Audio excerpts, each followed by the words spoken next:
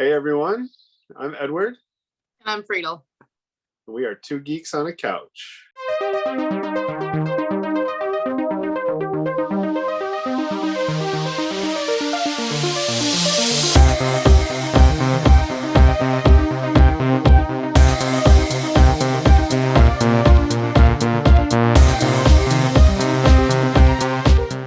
Tonight, we're going to watch one of my favorite movies, Dr. Sleep. I love Mike Flanagan. He directed this as well as the Haunting of Hill House, Oculus, the Ouija board sequel. Everything he's done, I've loved. This is no exception. I'm super excited for you to watch this movie. Awesome. I've never seen it, so I'm excited to watch something that you love. Have you seen The Shining? I have seen The Shining, yes. This movie is fascinating in that it is both a adaptation of the book, the sequel to Stephen King's original book, The Shining, as well as a sequel to the movie in that it maintains Kubrick's film language that he used, right? So there's a lot of references to it. Why that's interesting is because Stephen King famously hates Kubrick's Shining, largely because of how they treated Jack Torrance's characterization, and the ending is different. In the book, spoilers for The Shining, anyone who might not have seen it, stop now. In the book, the hotel is completely destroyed, and that doesn't happen in the movie. So there's a discrepancy in the world already, in that the hotel no longer exists in the book, but it still does in the movie. So what Mike Flanagan did was genius in how he approached combining the two worlds. And this movie shouldn't be as good as it is, considering what it's trying to do. And I think it largely succeeds on both of those levels. Yeah, I read in one interview, or actually in several interviews that Mike Flanagan gave before the movie came out, where he expressed that really the only people's opinions that mattered to him were Stephen King's opinion and the estate of Stanley Kubrick. You know, in reading his thoughts about making this film, one of the things that struck me is that it felt like a really brave act of creativity to try to build a bridge between your two idols, like two of your idols, basically, that have influenced so much of your own creative perspectives, your own perspectives on film, filmmaking, etc., horror, and to build a bridge that actually sort of mends that historic rend, right? I also know that Stephen King was really against Shelley Duvall's character in The Shining. He felt like that Kubrick basically took this character and sort of pulled her through the lens of misogyny and made her sort of like this useless, screaming, disempowered character that he felt did not in any way reflect the multidimensional woman that he had written. I thought that was an interesting tension. I have not read either novels, so I'm sort of excited to see the film and then potentially circle back around. From what I remember of The Shining is that in some ways it's very much a movie that points to and explores the toxic masculinity and the addiction of the main character, right? Jack Nicholson's character, correct? Yes, Jack Torrance. And that this movie is about his son as an adult, correct? Yes. And so I'm interested to see whether or not this film sort of addresses or plays with ideas of generational trauma, like the inheritance that kind of comes through us both genetically and emotionally when we have an abusive parent or abusive parents, or if we grow up in an abusive or violent environment, and how that impacts us continually into adulthood and the rest of our lives. I'm interested to see how that kind of plays out in the character of the son, and whether or not he continues that lineage, or whether or not he's able to break away from some of that toxic masculinity, or whether, like, I don't know a whole lot about the character. So I'm wondering, like, does he also struggle with addiction? Because addiction is something that comes down through us, both genetically and emotionally. I don't want to say anything, so we're just gonna have to watch it. Is this one of those moments where I'm like, I heard there was vomit? We're so excited to have you join us tonight. Just go ahead and boop this. We're so excited to have you join us this evening. If you would love to continue to come along on our side quests and main quests into the realm of the horror films that we are dedicated to watching, go ahead and You got this. there aren't any even multiple S's in the, yes, there are. Subscribe. Subscribe. Subscribe. Subscribe. Unique Subscribe. New York. Unique New York. Unique New York. Unique. Lemon unique. face. Ooh, lion face. Shall we? Shall we just dive right in?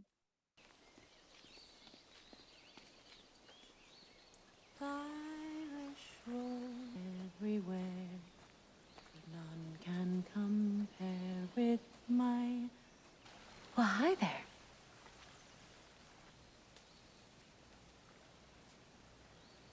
You're wondering why I'm wearing such a funny hat. So much, it's a part of my name now. My very, very best friends, they just call me Rose the Hat.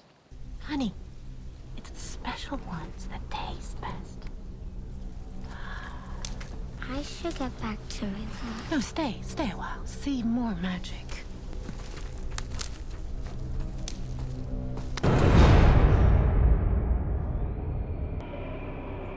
Yeah.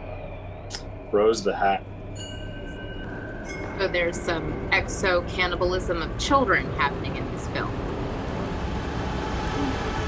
Hold on that thought. So they rebuilt the sets from Kubrick's movie based on the blueprints that were available.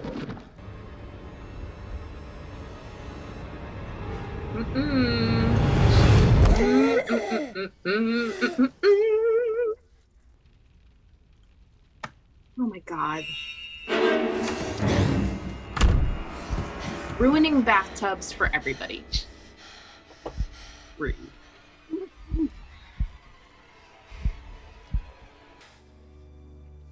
What happened?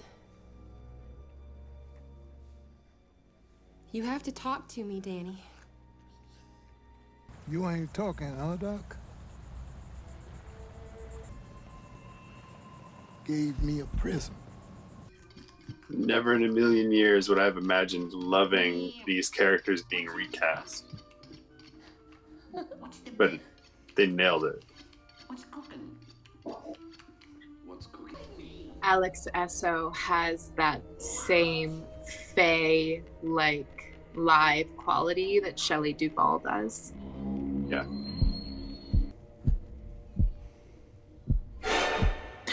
Oh, fuck. Ruining bathtubs.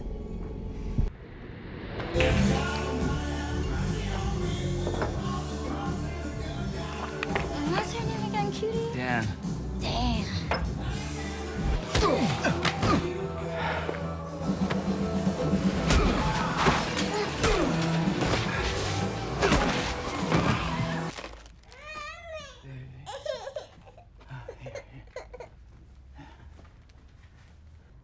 You can put her money back, Doc. You can do that much. She took mine. Sleep. Wait, this is the best part. The pain you feel is only a dream. But you can't explain this. This you'll see. And the next time you go looking for a little girl online, I want you to remember that time you got bitten by a rattlesnake. Well, hi there. You want to let me go? Oh, no, sweetie. No, I don't. What the hell?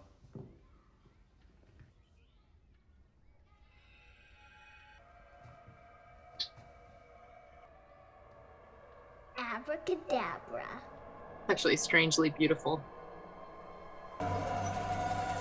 And Rebecca Ferguson, her performance in this, easily become one of my favorite villains. Oh my god. She's so good. Also, I want her trailer. Snakebite Andy, that's who you are. Why are you doing this? But I know the look, like I said. And sometimes I get this feeling about people. Hard to understand, I guess. Easier than you think. Color palette.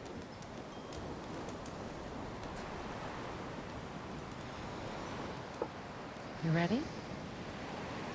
We are the true knot, and we endure. This one's special. Her name's Violet. There's not much of her left. And she tastes like flowers.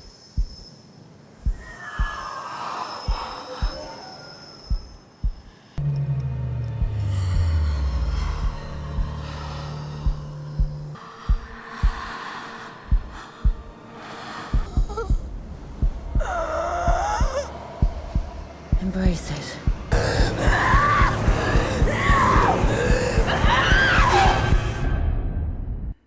So 6 out of 6 films, witches get a bad rap. Did they mention witches? They didn't mention witches. It's implicit. Vampire. It strikes me as more vampiric than spells, or I mean, there's a ritual to it, but Vampire witches. So they didn't do anything. And they haven't found us yet.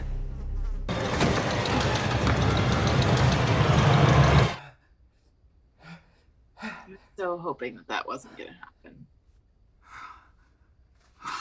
Thanks, John. Well, not for the most So the important person, undoing of Ron, toxic is, masculinity with a anybody first here a act newbie? of vulnerability. Somebody got 24 hours? This movie gonna make me fucking cry. Oh, good. it's likely. Nope. Been that Oh. way ever since I got here. The cat knows when it's time to go to sleep. I'm gonna die. Yes. But maybe it's just like you say. Just going to sleep. You're a strange type of doctor. I told you I'm not a doctor. I think you are. Doctor sleep. Or be dark, or be nothing at all. And I don't want Nothing to be scared of. Just going to sleep. Oh, thank you.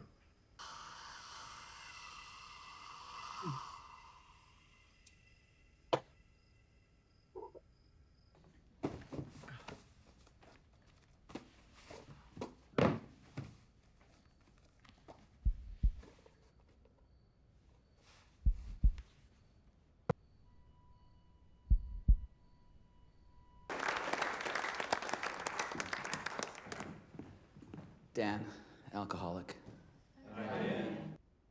He also stood in a room like this once, wanting to get well for me and my mom. This is for Jack Torrance. Ancestral healing. Remember when you were like, is there gonna be that in this movie? Hey, Charlie. Guess I don't need to ask why you're here this hour. We don't end, Charlie. I know that for certain. Blueberries. I can taste blueberries. Can you taste them? Yeah, I can. Ewan McGregor has this way of just being painfully sweet in some of his characters. He was great casting in this too. Any luck? Getting closer? Ferguson, right? Rebecca Ferguson, Mm-hmm. who plays Rose the Hat. she wanted her character to wear these kind of like trinkets, right? Yeah. And I'm not sure whether this ever gets talked about in the film, like overtly discussed, but the trinkets are supposed to represent sort of her collection, like a memento mori collection from all of the children that she's killed. It does not, they don't talk about that now, but that is a detail that makes sense. And I can't remember if I've heard it before, or if it just makes sense. I mean, or both.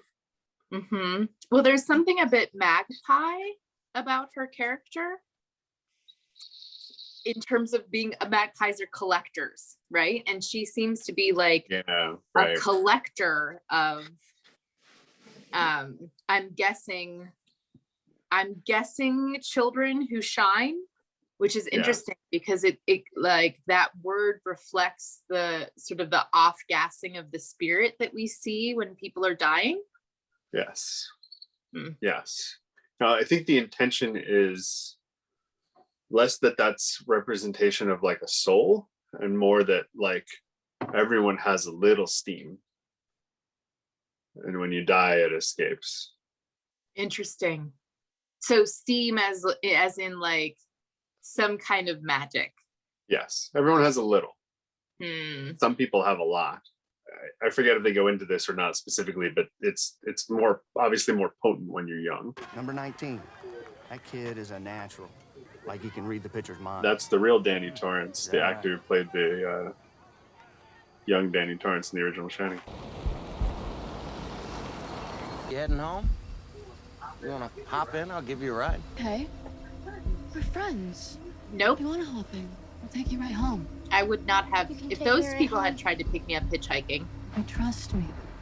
That's why they got her. Now she can talk you into it. What do they call her? Pusher? A pusher. I think I might have liked her better when she was getting her revenge on pedophiles. Her alignment chick was a little. Yeah. Well, I suppose it would when you need to feed to live forever.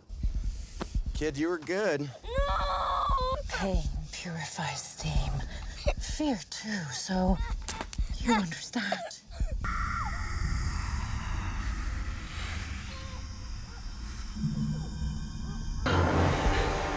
Stop!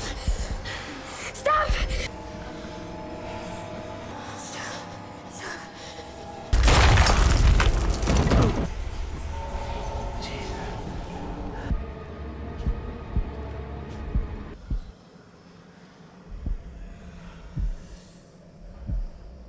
The actors were all emotionally distraught during this scene, except for the little kid who got up and like high-fived his dad and was like, yeah.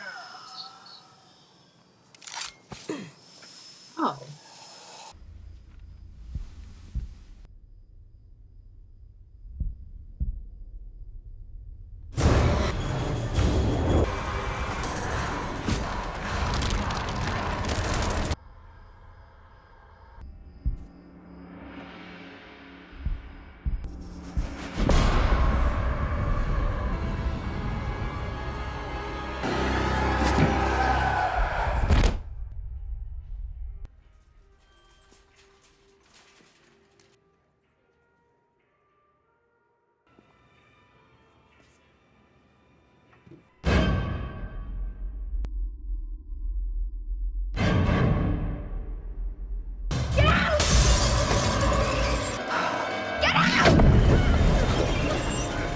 Ma'am, you okay? No, I'm fine.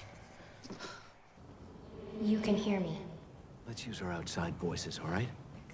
like me. I always called it The Shining. And yeah, we both shine. If you could go to Iowa, Whoa, hang on. I can help you find him. Keep your head down. Hope to God that these people are anything like them, that they don't see you.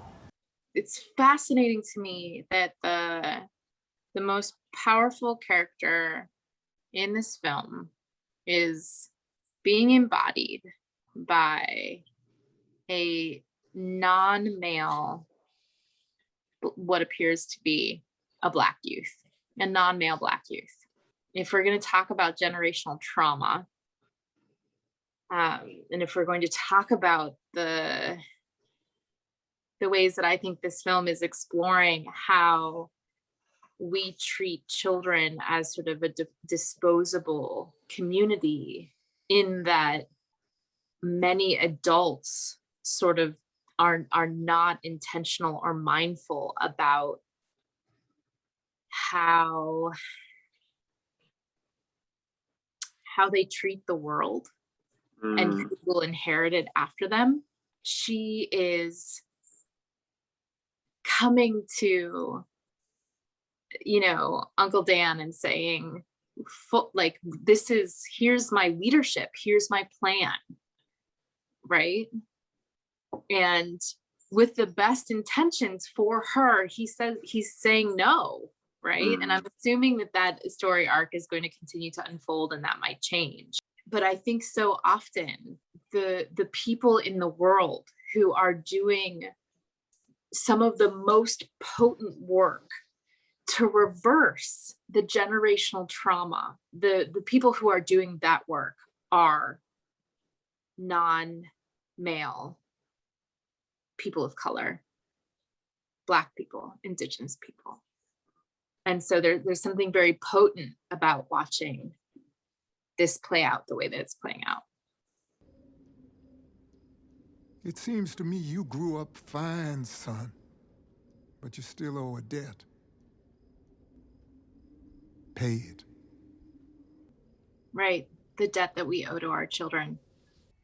Interesting. I always thought it was I read it as the debt that he owes to that woman that he left. Feeling okay? We missed you at dinner. For dead. I'm okay. I was thinking it as sort of like the meta level, but that's brilliant. I'm flying out to see Mom. Totally read it that way too. I'll be back as soon as I can. Rose the Hat, what are you up to? Appropriating meditative postures for evil shit. Check. Wow. This is one of my favorite sequences. I love the heartbeat that's playing in the background. It's really good.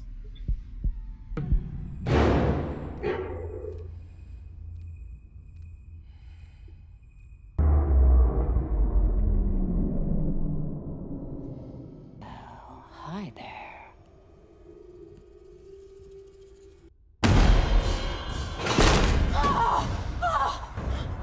Good. You're just a fucking child! Get out! Get out!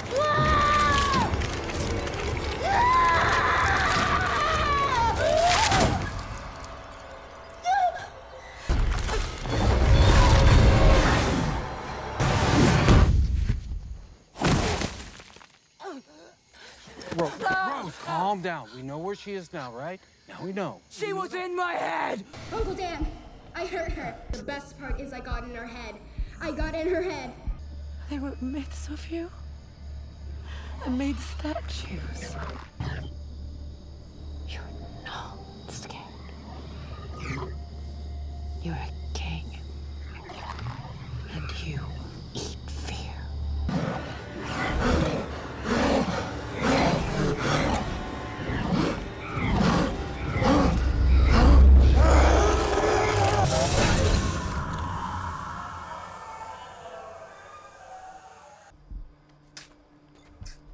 I think each of us in our lives need a Billy.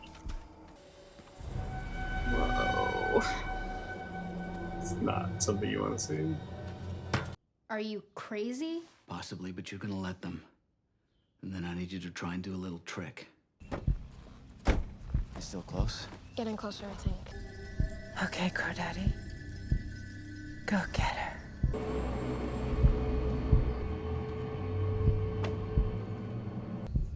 Oh my God. We're friends. We're friends. That's right. Good friends.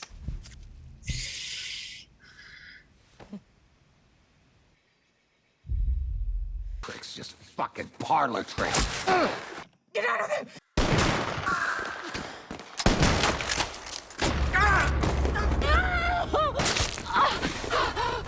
You deserve it.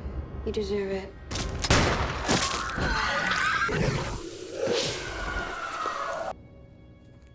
They fucking clean house. Yeah, and like I'm super impressed with their marksmanship. Where did that come from?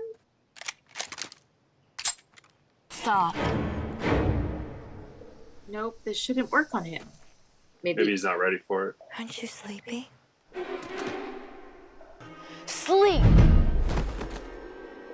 Wake up! Uncle Dan! Wake up! Fucking men.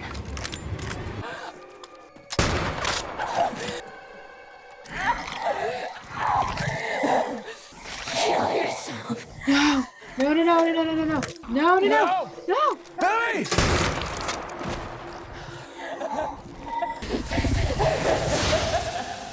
Where's the crow? Come on, bro. No, no, no, no, no, no. No, no.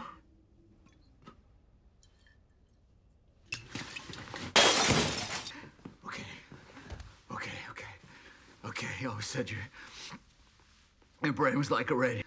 Just listen. Help.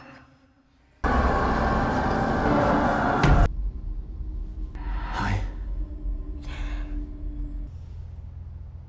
Where are we going? You know where. Haven't felt hungover in years, and you know I don't miss it. Not even a little. Crownville, New York. Who are you? I'm the guy that killed your friends. What's so funny, friend? But it makes sense if you think you're gonna live forever. Of course you wouldn't wear your seatbelt.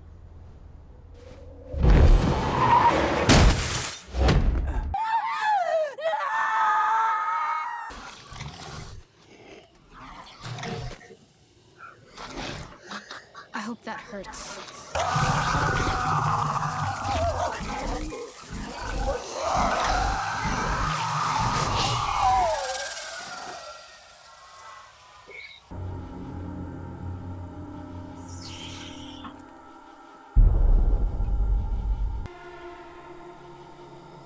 You little bitch.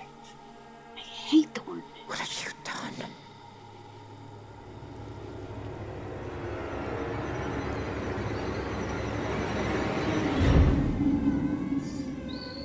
So they digitally recreated this shot.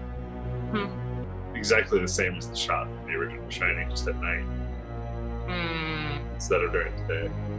There is no way that little car is going up that mountain in the snow. But I'll lean into willful suspension of disbelief. Oh my god, that's so fucking creepy. It's the creepiest. Here's what we're gonna do. You're gonna stay in the car. Keep the heater running.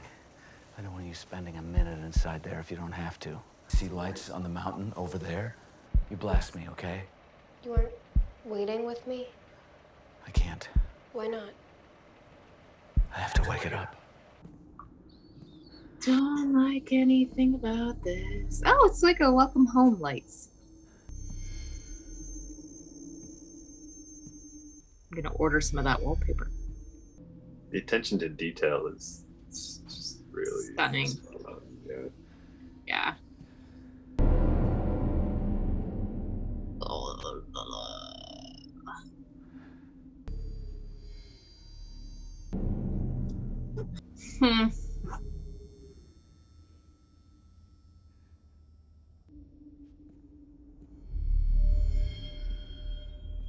Hmm.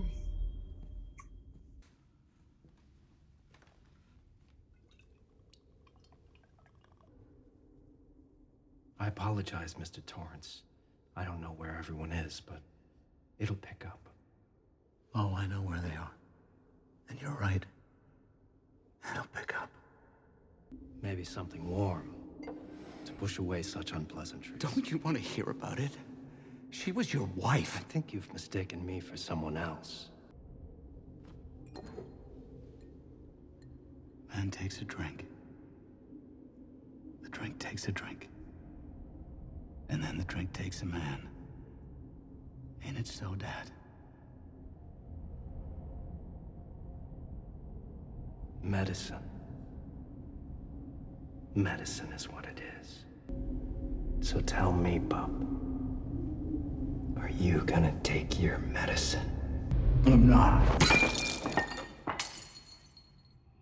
Dan, she's here. I'm so glad that scene exists. What do we do now? We head inside. She'll find us.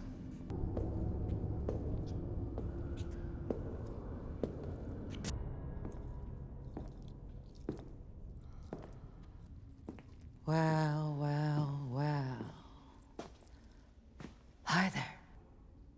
You should be afraid. You were the one who killed my crew, aren't you?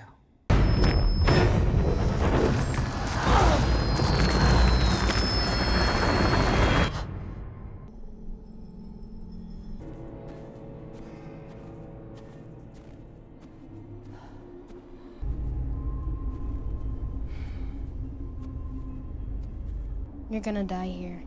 You're gonna hurt me. You've got a darkness in you, dear.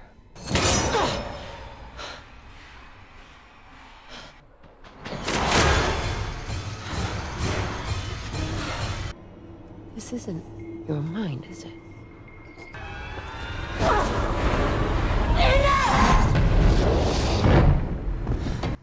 How the hell did we miss you? Such a gifted boy, hiding his light under a bushel for so long. Eat well, live long. You must be lonely, being the last one. Sweetie, I'm not the last, far from it. So are we doing this or not?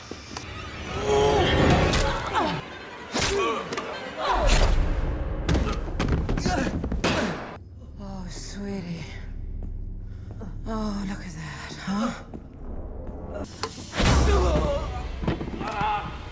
So much fire! Such a waste! Or maybe not.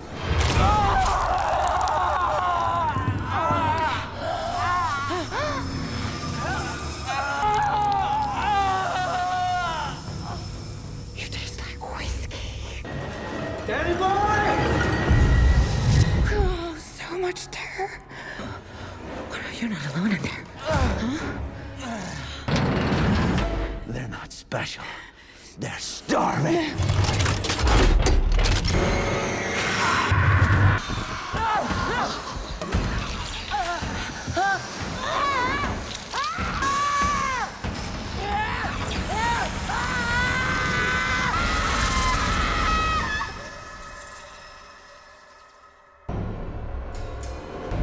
Hello, Danny.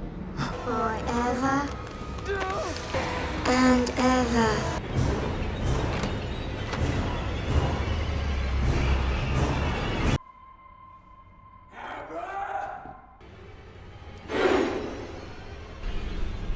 Try it. You've been very, very bad. You're not Uncle Dan. Dan Torrance made one stop as soon as he got here. To the boiler room.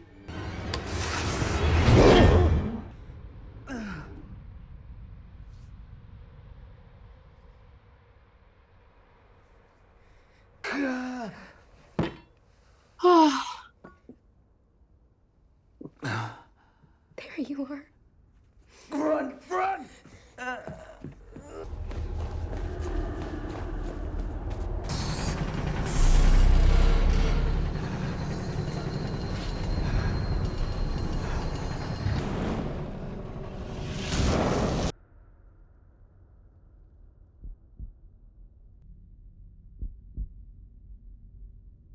Dan, get out of there. Come on. I told you, when I first met you, I told you that you should hide. But I was wrong. Shine on, Aberstone. Dinner's ready. You coming, sweetheart? In a minute.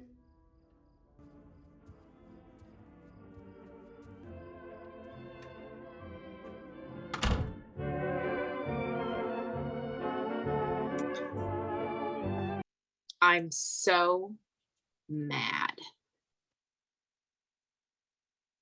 at the end. At the ending. I think I have, at least for tonight, reached the end of my tolerance for white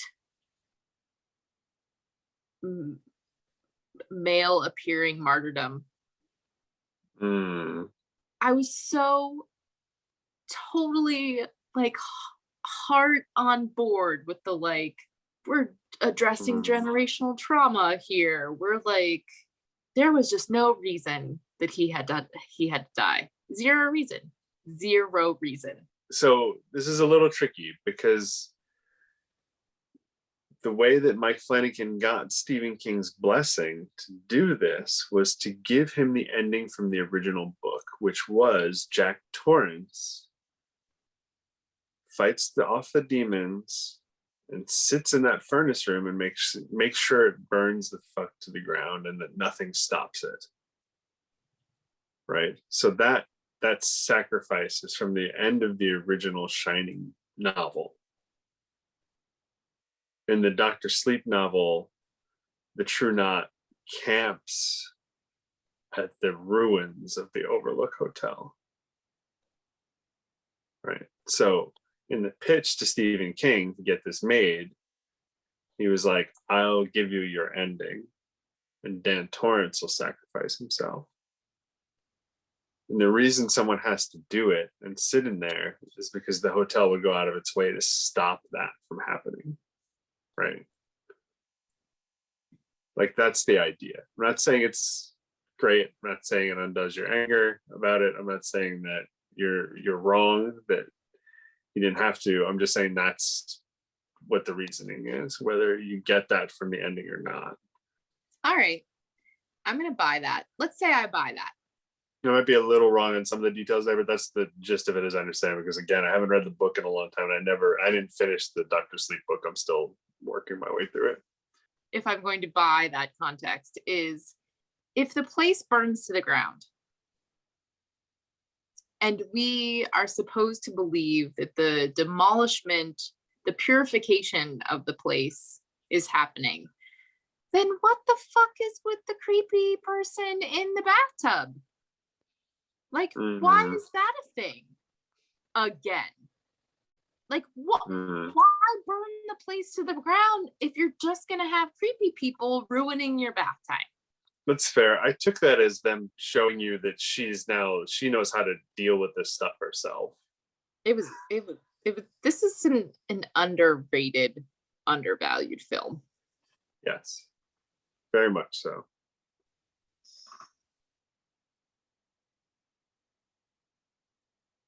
Dare I say, bolder than bold. Well, I have so many issues with Stanley Kubrick. I was about to declare. I do declare. You can declare that. I think that is a valid opinion. I think there are a lot of problems with the initial Shining. And I think this movie goes a long way to fix a lot of them.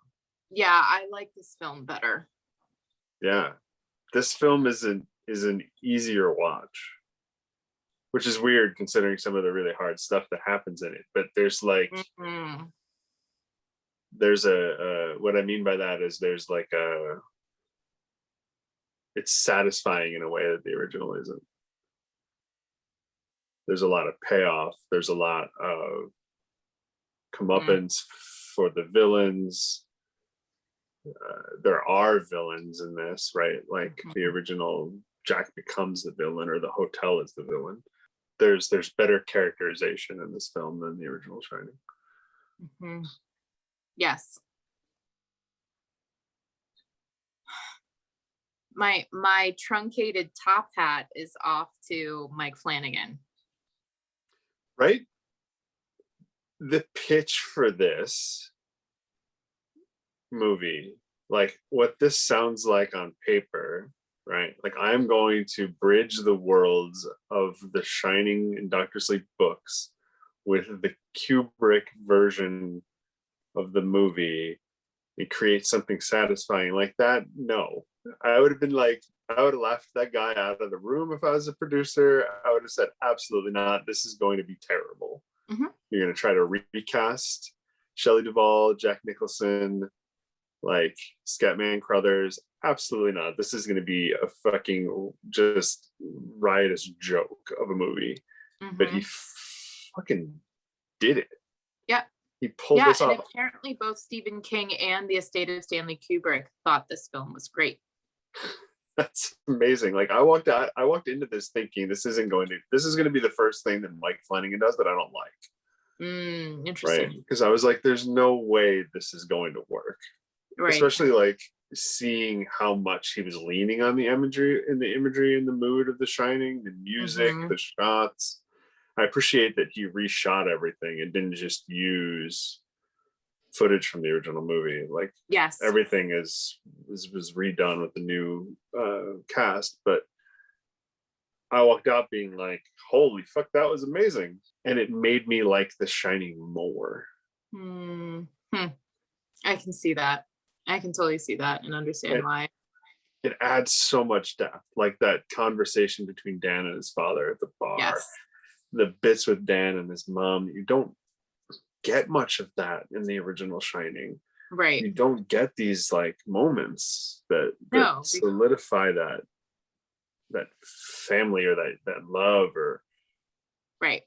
Yep, because the entire movie is centered around the descent into madness. Yeah. And the way that he perpetrates harm on his family. Yes. And even this movie adds characterization to Jack Torrance's character from The Shining. Yes. Without having him in it very much, which is really great. That whole speech when he gets his coin in AA and he's talking about his dad. And it's like, there was more to him than just that like fall from grace at the Overlook Hotel, but you don't get any of that in that movie. Really enjoy this movie. Yeah, give us a number. Because you're a better rating. Oh, we're gonna rate rater than I am. There's a lot to like about this movie. The visuals are amazing. The cast is amazing. The feat that he pulls off in executing this movie. And Rebecca Ferguson as Rosa Hat is one of my favorite horror movie villains ever now. It's hard. It's up there for me. I want to give it an 8.7. Okay. There's one shot that I hate in the entire film. Really? Yes. Which is it? It's when Rose the Hat comes into the Overlook Hotel and she walks by the elevator and the blood comes out of the elevator and she has this sort of like kind of curious, like, that's cool. There's no reason to include that other than to try to pay homage to that scene. Like it just doesn't even make any sense that it's in the movie. And it has no, like, for a movie where like so much hinges upon the things that happen in the other scenes, that just feels so random and unnecessary. It feels like fan service. That's interesting that you said that, because I totally read it as a solidification of her nonchalance towards other threatening entities. Right, like the hotel's trying to scare her and she's like, yeah, like she's been that's cool. like, I've been around for so long, right? Like, you're gonna have to do something else besides like unleash an elevator full of blood at me. Interesting. And all of the times that I've watched it, it has always landed wrong on me, and it has never landed like that. But I can see your point there. But what's your number? Are you ready to give it a number? I was gonna give somewhere between an 8 and a 9. Yeah, I think I enjoyed this film. I enjoyed this film more than I thought I was going to, based on how hard it was for me to sit through Stanley Kubrick's The Shining. Like, I just, historically, his films, I just have a really hard time with. All right, thanks everyone for watching. If you liked what you saw, please boop that subscribe button, give us a like, and don't forget the notification bell. And if you really want to dig deeper with us, want to go further into these movies, into these films, and watch along with us or hear more of our conversation and see us yawn a little bit more, head on over to our Patreon. No pressure, but we would love the support. It really helps us to continue to keep doing this. We'll see you next time. Thank you. Thanks, everybody. See you next Wednesday.